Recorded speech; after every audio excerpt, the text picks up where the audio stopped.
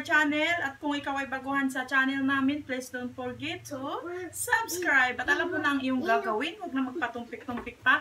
At i-click mo na din ang bell button para ikaw ay notify every time na mag-upload kami ng bagong video. So, ang gagawin ko for today guys ay magde-design ako magde-decorate tayo ng cakes.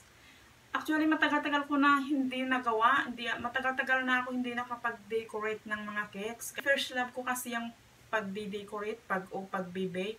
So, kaya gusto ko ngayon balikan. Dadamitan natin siya ng pang-prinsesa. So, excited na ba kayo? Dahil ako excited na. Gusto ko makita.